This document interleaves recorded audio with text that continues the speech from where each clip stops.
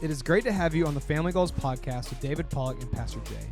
I'm Joel House, and on this podcast, we want to encourage you to grow closer to God, to strengthen your marriage, and to inspire your family to reach its highest potential. Being a pastor is one of the biggest blessings of my life. It can also be really challenging. Often it feels like everyone wants something from you.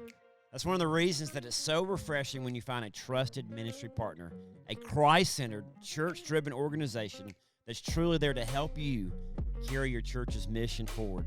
For me, Compassion International has been one of those trusted ministry partners.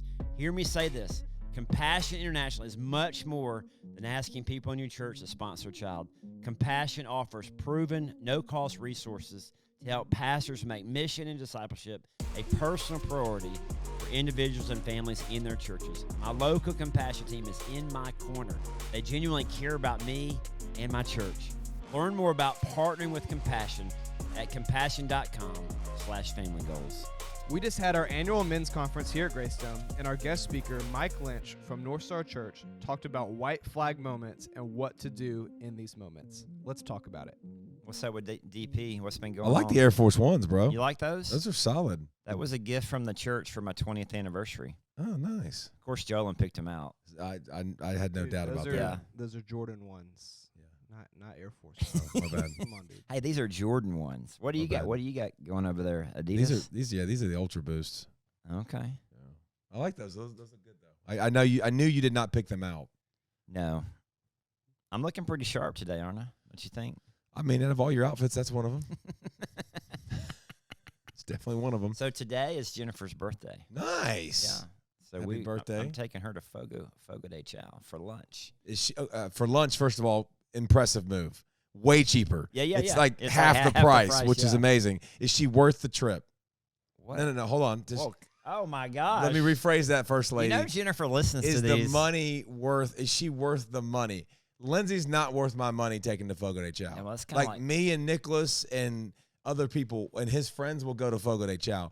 Lindsay's like, she goes and eats a salad. I'm like, bro, I'm not paying $40 for that salad. Like, eat the good stuff. Like, we're gonna eat all this fancy crap. So, is she gonna be worth the investment? Is she gonna eat her money's worth? Is that a better way to say it? I feel like this is one of those trap questions.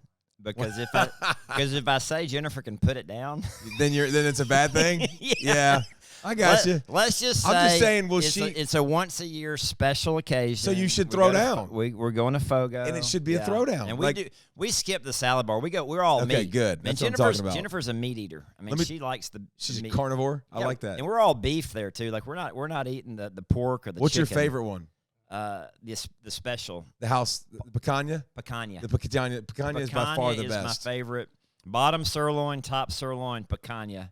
And I keep it on green. The filet mignon's pretty good too. Oh yeah. Nicholas is easily Nicholas will eat them. He takes their money. He robs them. I mean, now he's a full grown man, but like for the last several years it's been awesome. I can see that. Yeah, and I like the pon de queijo, the cheese bread. God bless you. Yeah. Pon de what? Pon de queijo. That's what it's called? Yeah. Why did you say pon de queijo? Why didn't you just say the rolls? Well, that's just what they call, That's not what they call it. I've been there a bunch. They don't call it that, actually. They call it pon de queijo. They don't say, do you want more pon de queijo? They say, do you want more rolls? Hey, bro, I've been to Brazil like multiple times. That's awesome. Congratulations. I've been to Fogo de Chao more than you have, okay? You think so? I've been at least 20 times. Okay. Okay, and I've never had them once ask me, do you want some pon de queijos? They say, would you like some more rolls? So do you ever eat the is it plantains? No, I don't eat the plantains. Those things are nasty. Just give me the pon de queijos. And then the cheesy bread is the best part, by the way. Yeah, the cheesy bread is so good. And I like the Antarctica Guaraná. What is that? So it's a Brazilian soft drink. Oh, no. I know you don't drink soft drinks, but no, they say it's aphrodisiac. Oh, we'll get some to Jennifer.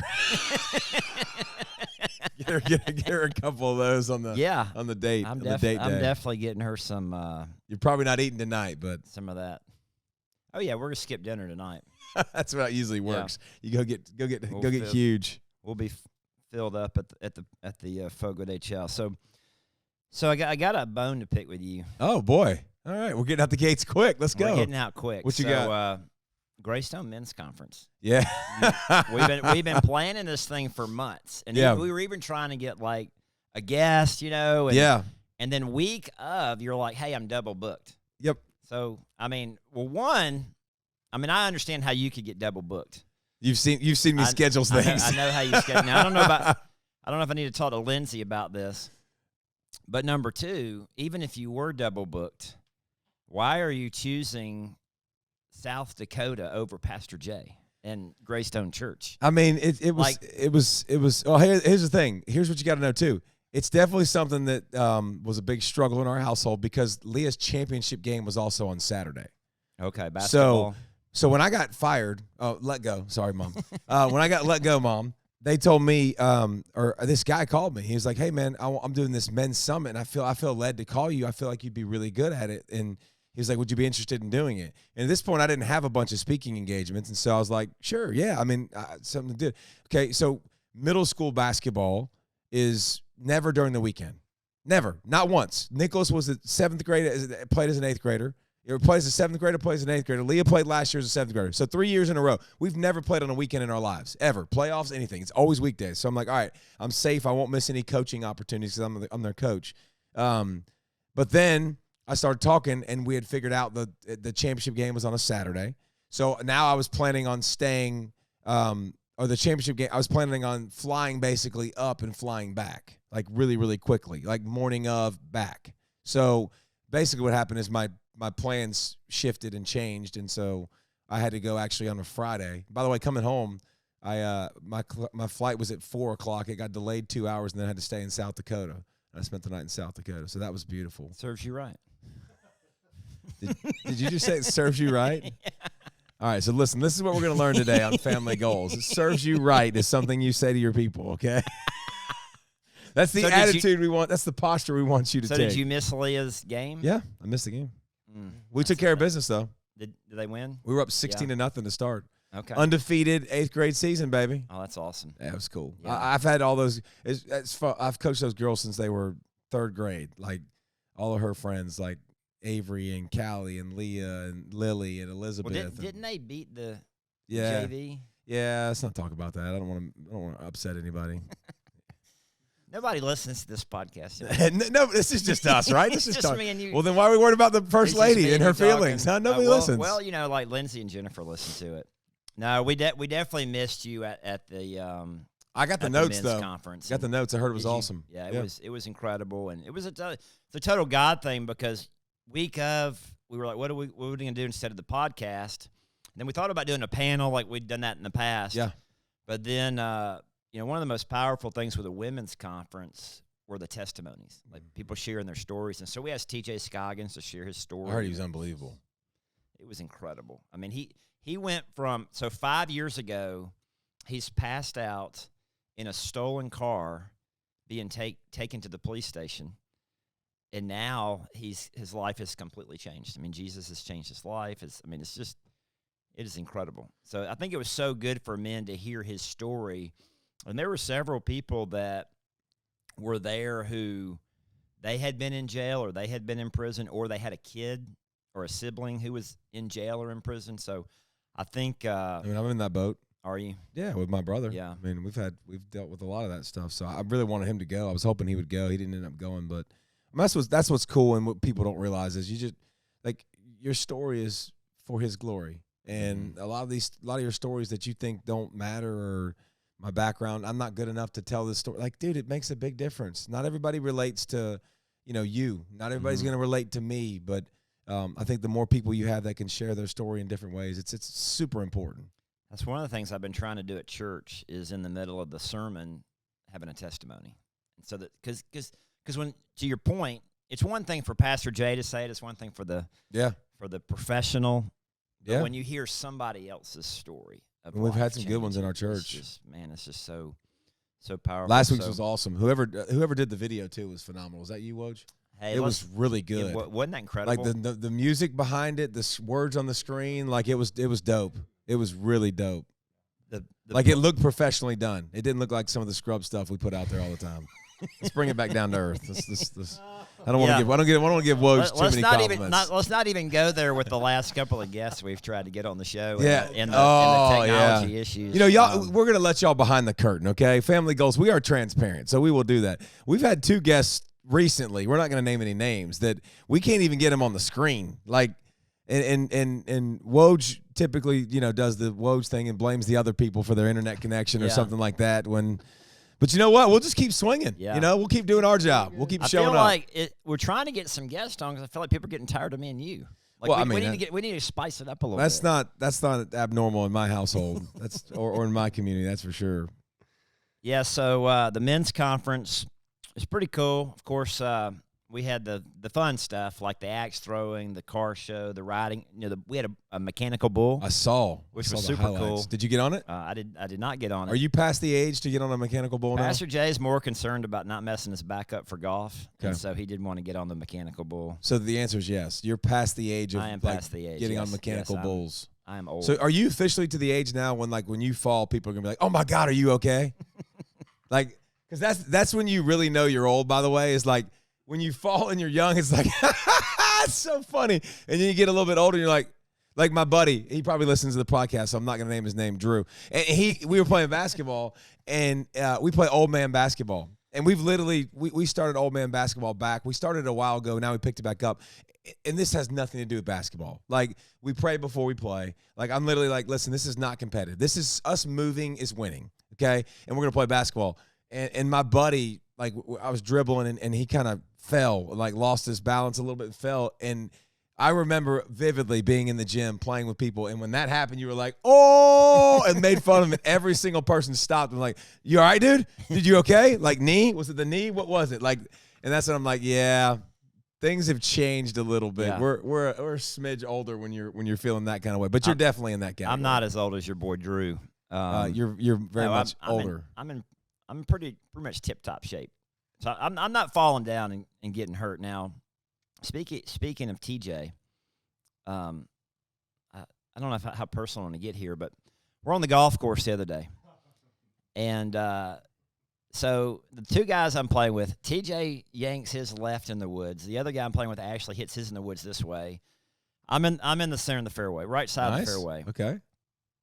But other times I'm in the woods. So anyway, TJ's fooling around down there. Ashley's fooling around. So I'm just kind of taking my practice swings. Yeah. And TJ's about to hit his third shot. I'm still waiting on him. Next thing you know, and TJ hits this wicked slice. So I'm on the right side of the fairway. He's like left side of the fairway. Okay. So I think you're fine. I'm fine. You hope. Well, next thing I know, I hear this. Ah! He couldn't even get out Pastor J. He just said, "Ah." He hits a line drive shank worm burner, tags me right in the bottom. I've got a bruise. He got you in the butt cheek? In the butt cheek. That's amazing. If it would have hit me in the head, I wouldn't be sitting here right now. If it would have hit me in the TJ, back, if TJ just had a little better aim. A little better aim. But I've shown people the picture, but I'm not sending it to anyone because we don't want this circulating. No, you don't want to cause lust in women. You don't want. And I bruise like it would not cause anybody lust. Believe me, my bottom.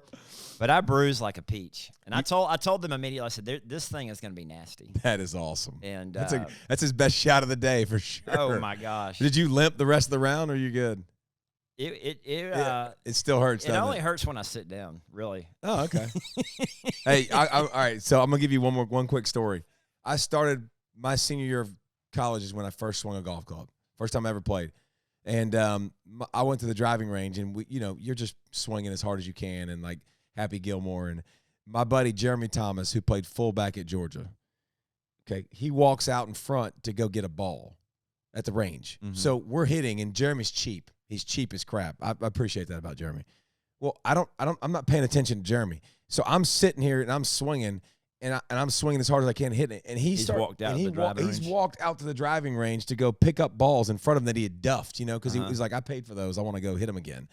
And literally, I smash one, and it goes back of the noggin. Oh, my goodness. J-Man goes down like a sack of potatoes. I bet. Like straight. Did like knock him out? No, because he's too tough for that. But like straight down to a knee.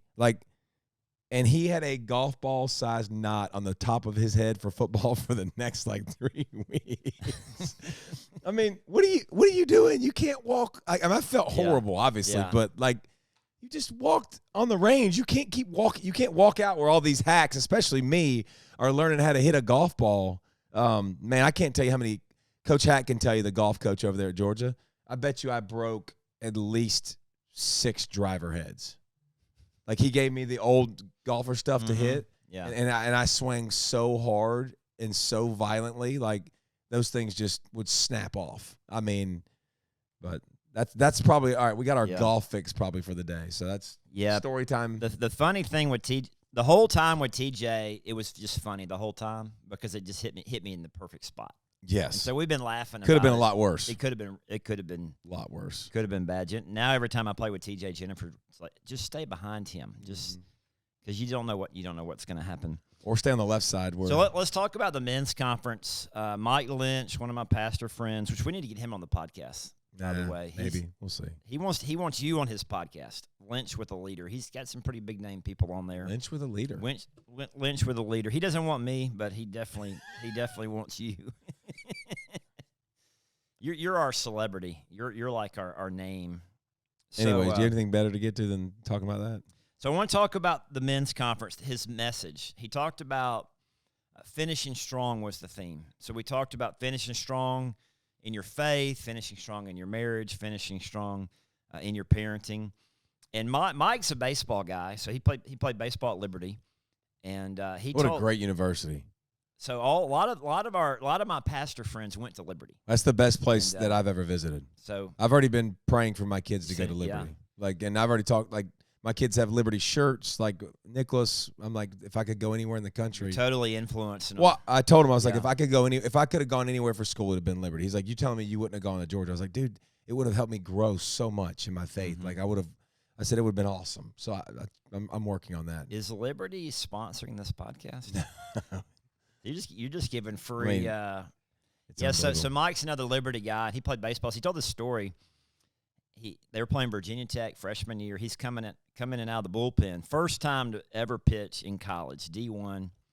Gets on the mound, strikes out the first guy. So he's feeling pretty good about himself. Next pitch, guy hits a dinger over the fence. So he's like, all right, well, I'm not going to throw that pitch again. No big deal. He's like rubbing the ball. So he throws a different pitch, home run. Nice. Said, oh, surely, All right. Next pitch, home run. Oh, man. 3? 3 in the debut? 3, yeah. Back to back to back? Back to back to back. And then the coach comes out and he's like, give me the ball. Give me the ball. And he said he goes and sits in the dugout, and his pitching coach or whoever it was like patting him on the leg. And it's like, no worry about it, no big deal. And he asked his coach, like, well, did that ever happen to you? He's like, no. Never seen that one before, bud. I think Mike won the crowd over like immediately, just kind of telling with the humility of that. With the humility of the story. But his message was from Nehemiah, and he was talking about Nehemiah was the vision to go rebuild the wall around Jerusalem, like his calling to rebuild the wall.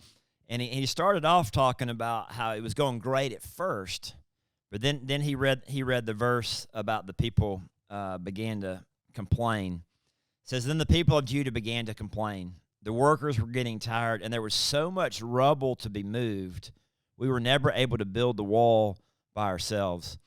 And so he talked about how so many times we focus on the rubble and we don't focus on building the wall. Yeah. And that really resonated with me because it's just so easy to hear the complaining, hear the negativity, think about the little bad things that are going on when there's like 1,000 good things going on. And so it really spoke to me to don't worry about the rubble. Don't focus on the rubble. Don't sweat the small stuff. Yeah, don't sweat the small stuff. Let's keep building the wall.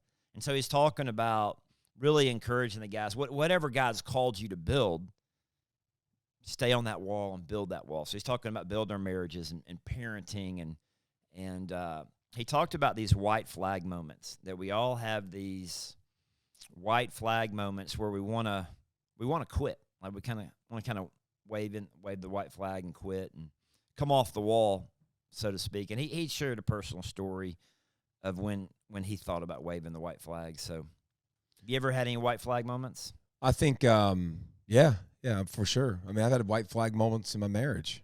I mean, I had a white flag moment years and years ago. And we've talked about it before in the past, but when it got hard, it got tough, and there was a lot of things that needed to change, and a lot of that had to do with me.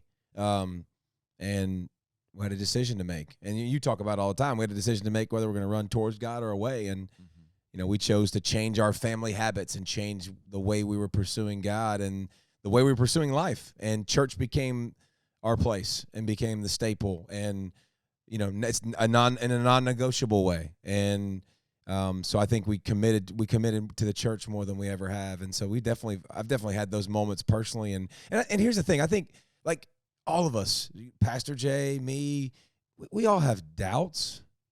Like we all have fear. Mm-hmm. It's not something that doesn't, like every person on this planet it's gonna exist in, every single person. And when we get those moments, can we find enough people too that, and I love this, and I think I heard, I don't know where I heard this recently, but like, hey, I don't have the faith to do this. Well, you can borrow some of mine, Mm-hmm.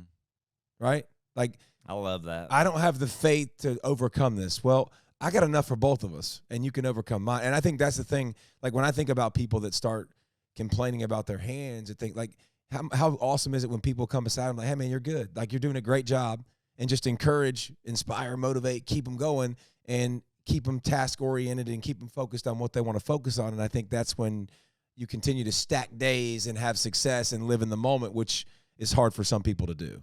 I think if you're running with the right people, there's going to be times in your life when you're going to need to pick them up, and there's going to be times in life when they're going to pick you up. And I think you need to and we talk about this a lot, surrounding yourself with the right group of people, but having the kind of people in your life that are going to pick you up. Dang when right, when you're having these white flag moments, and not when speak truth. When you have those right? Not if. Like not if it happens along the way, if I get tripped up. It's like you're going to be punched in the nose at some point. I remember your white flag moment, the one you were referring to, and I remember us talking about it. You helped us, and you helped us through it. It was. It seems to me like it's interesting. These white flag moments can become these defining moments in life. So what was a bad thing, of course, God used it for a good thing. Like He can take something and turn it into a good. He can, Romans 8:28. All things work together for the good of those who love God. So it's like a wake-up call for you. I mean, you're 100%. like a completely different person now than you were then. Yeah, and I think a lot of it had to do with that.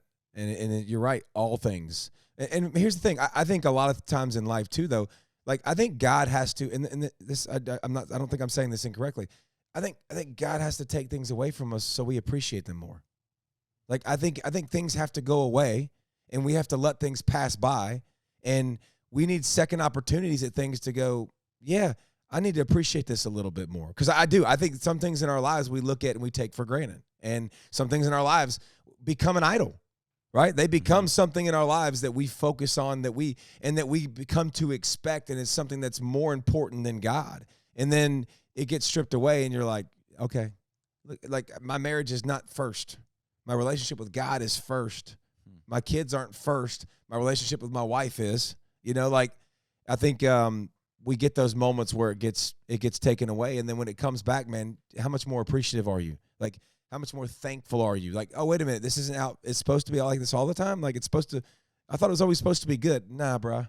Like there's going to be some suck, and that's okay. Yeah. Like embrace the suck. That's what Dabo Sweeney always says that. I love that. Embrace the suck. Like embrace those moments where you know that God's refining you and teaching you something that you needed to learn, and this is the only way it was going to come. Yeah, he mentioned these white flag moments. He said we give out and give up when we feel. He mentioned three things. We give out and we give up when we feel overwhelmed. We give out and we give up when we feel alone. We give out and we give up when we feel fear. What do you think about those? Like almost like the vulnerable moments. Yeah, and I think when you're alone, you'll feel all of that more. I think if you're alone, you'll feel more fear. Like if you're doing it alone and you don't have somebody to encourage you, somebody to talk to, somebody to vent to, then vent back to you, get information from. I think that's. But no, I mean, I think those are the things that paralyze us. And I love the book we're reading, Withdraw the Circle, and it talked about fear and anxiousness being a prayer opportunity. Mm-hmm. Like it's not like prayer triggers. Fear is a good. Prayer trigger. Fear, I feel fear is a perfect opportunity to pray. Like that is a moment to pray. When I feel anxious, that is a moment to pray. Like those are perfect opportunities where if I can do that right now, right away, and I invite God into my worry, into my struggle, into my fear, into my anxiety, and I give it to Him, he'll take it from me. And Yeah. that was a cool. I thought that was cool in the book when it said that. When I thought about what we teach our kids is so applicable to us. But that was what we taught our kids. Like growing up, we always taught them, like, if you're ever afraid, pray. You know, like God is with you, and so we can apply it to our lives as well. Man, I think I've grown so much over the last 10 years, 8 years too, because I have kids. Like, I mean, it's amazing how many times I've preached something to my kids, and I'm like, yeah, you don't do that. You know what I'm saying? I mean, literally, yeah. I've been like, yeah, I don't do that. Like, but that's something that needs to be in my life too. And guess what? They need to see it. And so it makes me have to look. It's a mirror, you know, like a lot of times it's a mirror, and I'm like, wait a minute. Okay, what are you doing, bro? Nicholas made a smart aleck comment to his sister. Why would you do that? Oh, wait, because daddy's always making smart aleck comments, right? You're like, making smart aleck comments? Yeah. I mean, like, it's interesting, man. It's such a real thing because you're getting real feedback as a parent right away. And like, and again, I coach all these kids, and I've coached them growing up, and I coach them in high school now, and I'm like, I can usually get a pretty good idea of what their parents are like. Like, and it's not all the time, but most of the time, good or bad. Yeah, good or bad. Yeah. I mean, there's obviously good with that. There's a lot of good with that, but there's also some situations you're like, man, like, listen to the negativity of that, and that negativity is coming from somewhere else too. And how do we address that? But I think parenting is one of the greatest teachers, one of the greatest, like, lessons in selfishness, lessons or how to not be selfish, lesson in humility, like lessons in leadership. I mean, just all those things, you get smacked right in the face with it. When you get married, your life is no longer your own, right? Because you're putting someone else above yourself. But then when you have kids, it's a complete game changer. By the way, the people that and these people crack me up, and this might hurt somebody's feelings, and that's okay. Like the people that say that are young and single or married, and they say, I'm so busy. We're like, bro, you don't have a kids. Clue. Like, what you're gonna learn. And listen, I did it. I remember my wife doing it. Me and my wife talk about it all the time. My wife was like, I'm so busy. Like she said, she talks about this now, and she was like, but I was caught up on all my shows. Like, I got all the shows in. Now, bro, if we can get a show a week, we're good. Like 2 shows, we're golden. Like, our viewing time consists of, like, if I get Lindsay for 30, like Blacklist came out. You know, have you seen that show? I've seen the amazing whole show. Right? Yeah, it's an I've amazing seen the show. whole show. Okay, that came out how many years ago? Like 15 years ago. We ain't even close to finishing. Yeah. Because we get like, I get 30 minutes of Lindsay Pollack before her mouth's wide open, and I'm like, it's hilarious because it's funny because I'm like, babe, are you still in? And her eyes, like, I asked her the other night, I'm like, babe, are you still paying attention? Her eyes literally were closing like this and then would open back up. Like 3 seconds later, she's like, I'm just blinking. I'm like, that's the longest blink in history. Yeah. You just blinked for 13 seconds, babe. That's not a blink. Like, just go to bed. So, but yeah, we think we're so Jennifer always busy. falls asleep on me. So we'll watch TV as we're going to bed. And so I'll always do my hands like in front of her eyes. I haven't done that yet. Like, it's like a movie take. Like, like, are you? And she, or I'll say, are you asleep? And she's like, no, I'm not asleep. Why are you always asking me? I'm like, well, most of the time when I ask you, you don't respond.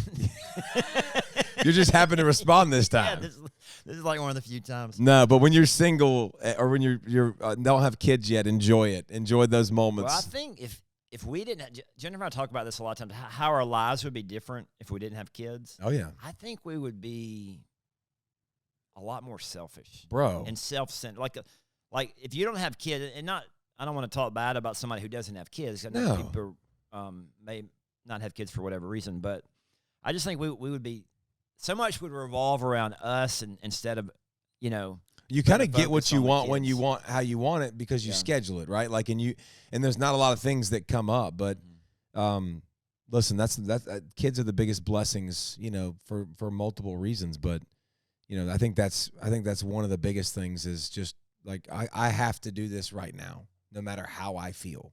And there's just not a lot of things in this world where that happens anymore. Mm-hmm. You think about it, like, you kind of have the opportunity to say no or work around or, text message and do this and do that, like things that are maybe not face-to-face and not complicated. And with a kid, you're like, wait a minute, they got to learn how to go business and that. Like, you got to learn how to do that in there. How do I do that? I don't know. Like, we got to figure it out. Okay. Like, for Nicholas, it was spicy pretzels. It was buffalo spicy pretzels.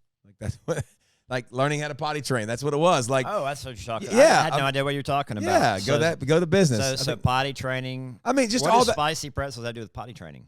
That's what we bribed him with. Oh, Spicy pretzels. if he goes potty, then he gets some spicy pretzels. Yeah, I'm glad you're paying attention to while I'm talking. I appreciate Well, that. The line of thinking, I felt like I was talking to Wojak there for a second. I mean, listen, there's no doubt that following the thought train that goes in my brain, it goes here, here, here. So I think also like parenting, having kids gives us a better understanding of our relationship with God and how we're his how we children. relate to God and some of His thoughts on us. Yeah. Yeah, I mean, it's interesting because like I never understood why.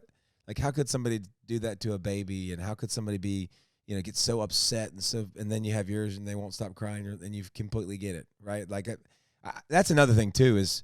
Yeah, before you have kids, you're like, I would never do act that. like that. I'd never do that. I can't tell you how many things that I've said I would never do. I'm done saying I will never do that anymore. Like I'm starting to learn You're never that. gonna say I'm never gonna say I'm never gonna say that again. Like that's never gonna happen. Like you start to you go through it and you go you don't judge things near as it's just like anything else. Like when you have marriage issues, you're so much more sensitive to marriage issues. And so use your experiences that God tells you is for good.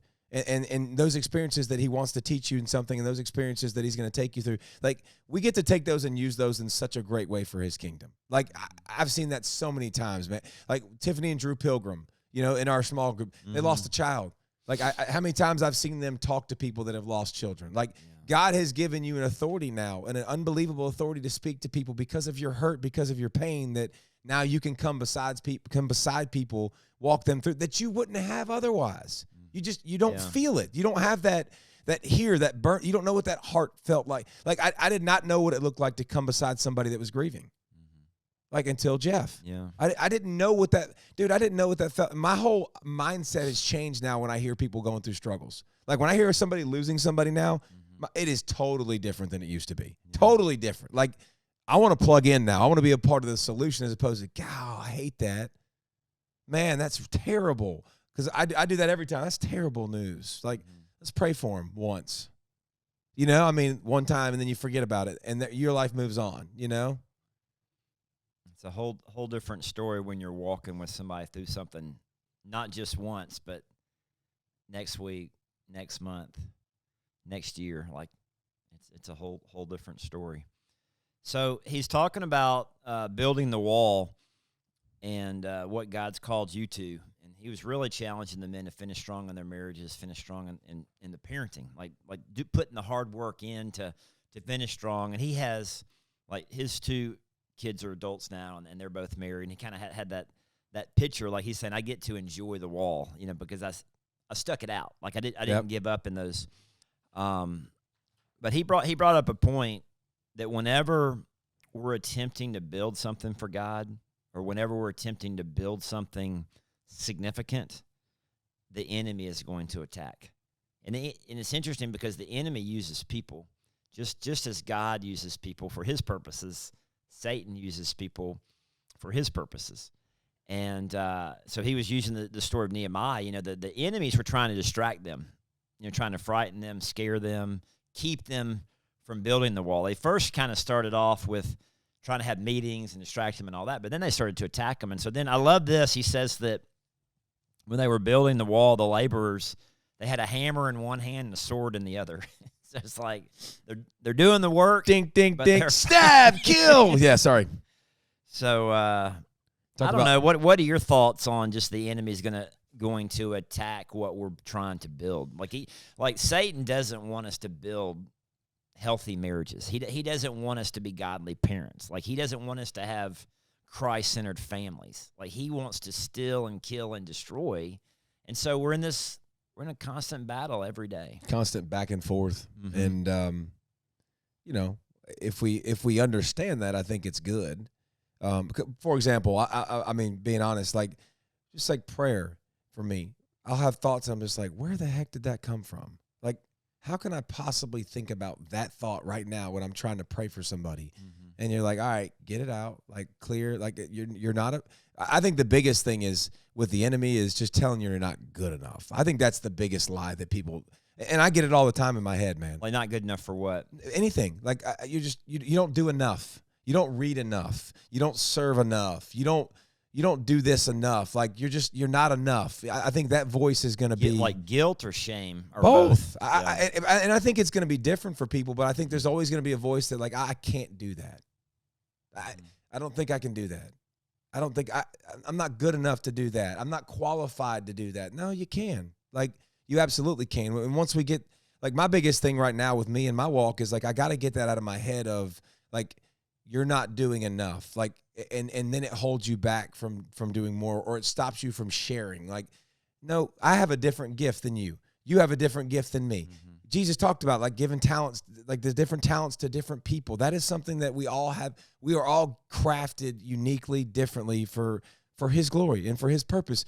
And I think we look around sometimes and we see this and we see that, and we're like, I'm not doing enough. And you do what you can do, right? Like, start where you are, use what you have, do what you can. Those are things you can control. Don't let those voices be a detriment that stop you from doing things in your life. When we all have those voices, we just got to make sure we understand that's not a God voice. Like, God's not going to tell us we're not enough. Yeah. Like, replace those with the good ones, right? Like, you are enough. Yeah. You are chosen.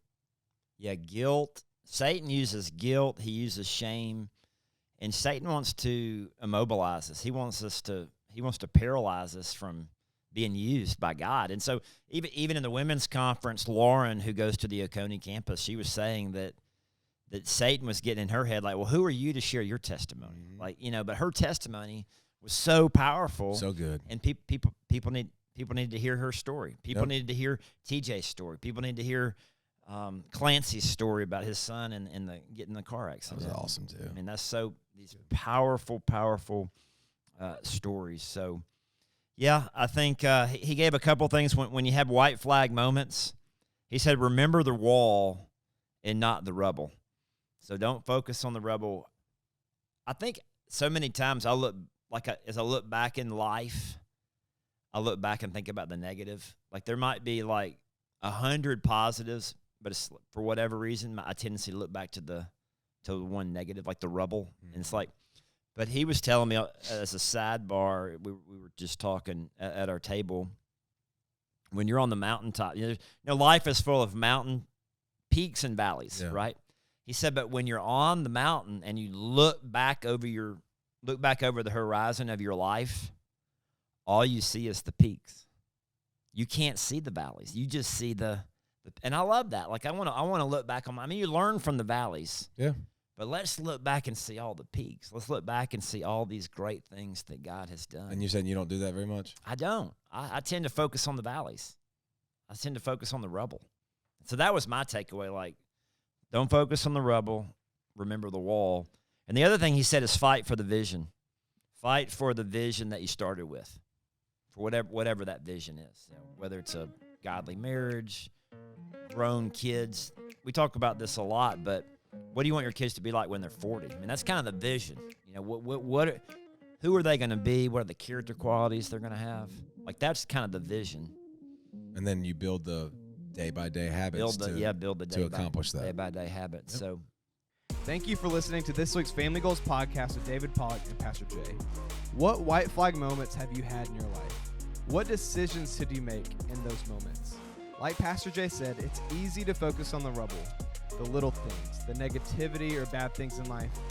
They take your focus off the wall. They take your focus off the purpose and the vision and what you're called to do. These white flag moments can be defining moments in your life, for the better or for the worse. What are you going to do when you're feeling overwhelmed, when you're feeling alone, when you're feeling afraid? Are you going to wave that white flag and surrender to the enemy? Or are you going to turn to God and finish strong? Give him your worries. The perfect time to pray is when you feel these things. Feeling fear is a prayer trigger. Feeling anxious is a prayer trigger. Go to your friends around you. Grab them by the shoulder. Lean on one another. Pray for one another. Remind each other of your mission in life. Fight for that vision that you started with. If you found this episode helpful, encouraging, or entertaining, please let us know by subscribing to the podcast or by writing a review. You can also reach us on Instagram and Twitter at Family Goals Pod.